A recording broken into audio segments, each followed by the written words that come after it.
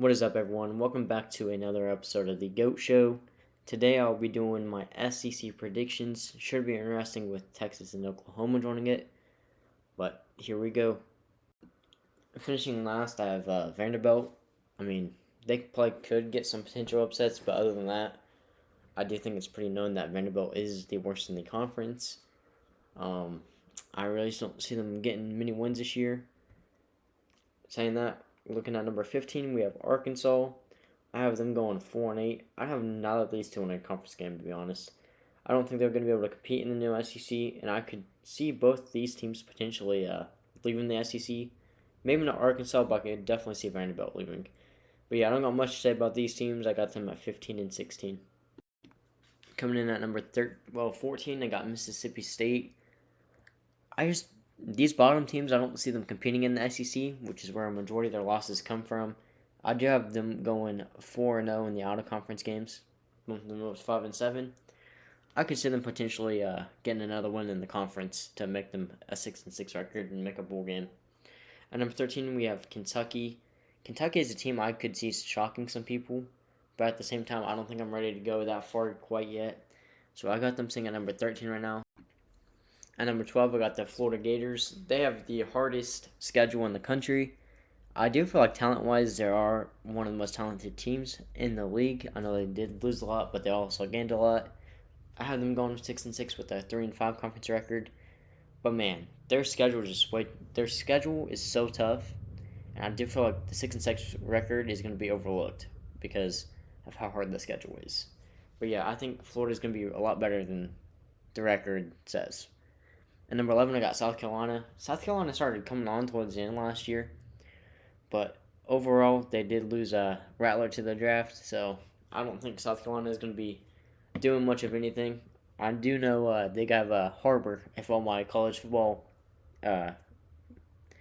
fans out there. I'm stuttering, my bad. But Harbor in the college football game is unreal.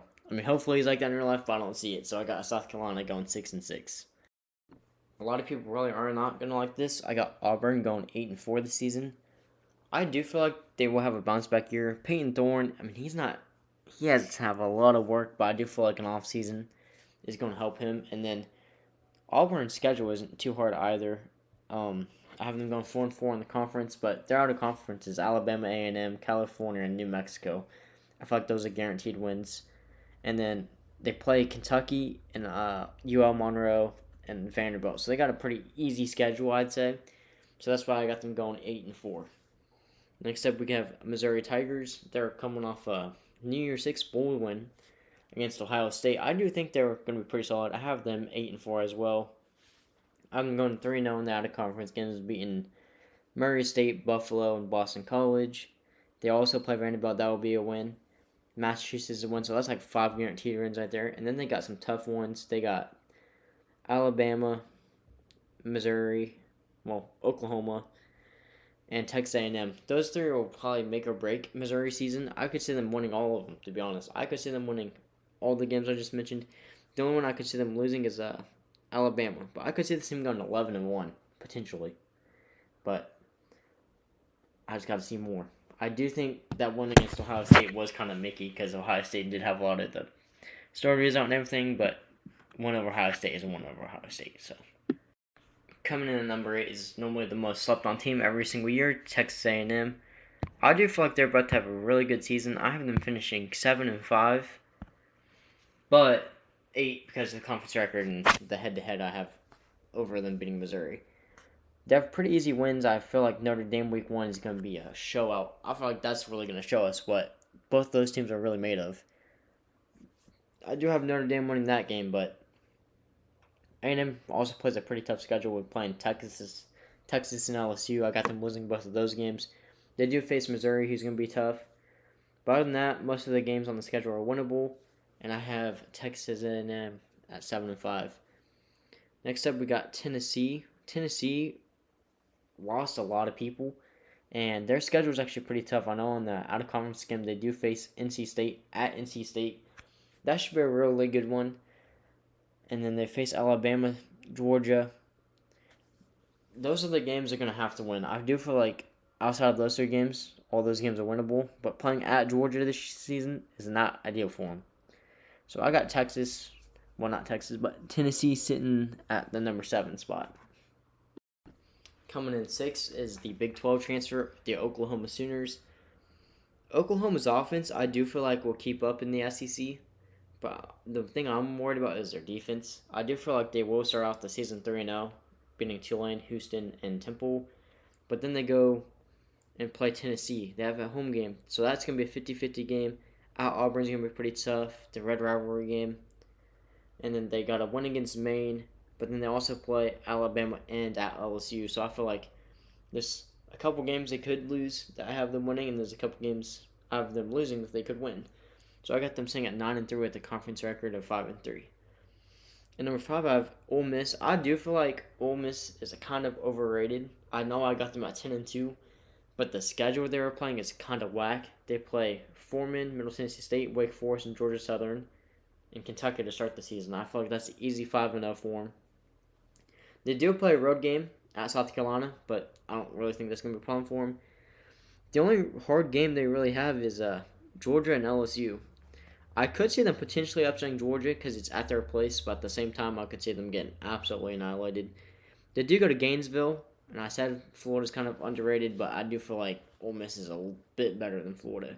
So I got them sitting at 10-2 with losses to LSU and Georgia. Speaking of bad schedules, LSU's up next. I have them finishing 10-2 as well, but I feel like they're worse than what their record's going to be. They start the season against USC. I'm not buying the hype of USC right now, so I'm going to go with LSU whooping them, and then they're going to face Nicole's. That's an easy win.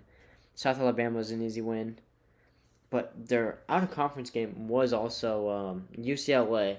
So, I mean, I might have over-exaggerated on the schedule a little bit, but at the same time, they're playing the lower-tier teams. I mean, they're still a Power 5 team. Well, Power 4 now, but so I might have over-exaggerated that.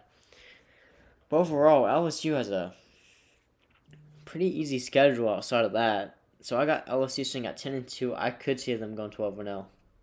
The two games that's going to decide their season is going to be Alabama, obviously, but they do face Alabama at home, and then Oklahoma at home as well. I could see this going 12-0, but I could also see them going 8-4. But I got them sitting at 10-2. Next up, we have Alabama. I have them sitting at 10-2 as well, but I have Alabama beating LSU this season. Alabama's toughest game is probably going to be Georgia, and then at Tennessee. I am interested to see how they do at Wisconsin this season. So Saban's gone, so it's going to be their first road game of the season where Saban's not there. I could see Wisconsin getting this upset. I really could. I don't think Wisconsin's going to be great this year, but I don't really feel like the SEC knows how it feels to play in the Big Ten, especially when it's a home game for the Big Ten. So I could see them potentially losing that one, but I got Alabama going 10-2 this season. What do you guys have them? At number 2, I have the Texas Longhorns. Their only loss this season will be to number 1 Georgia. Other than that, I don't really see Texas losing a game. They're one of my title favorites this season, and I really do not see Texas losing any other game besides Georgia. I could also see them beating Georgia. Following that, Georgia, I got number 1. I don't see Georgia losing a game this season if they do not lose to Texas. But going back to Texas, they could potentially lose to Michigan at the Big House. But I guess we'll find out.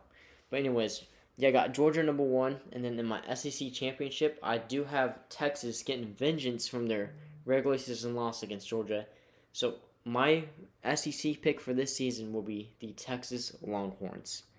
Comment down below who your pick is, and tell me what conference you guys think I should do next.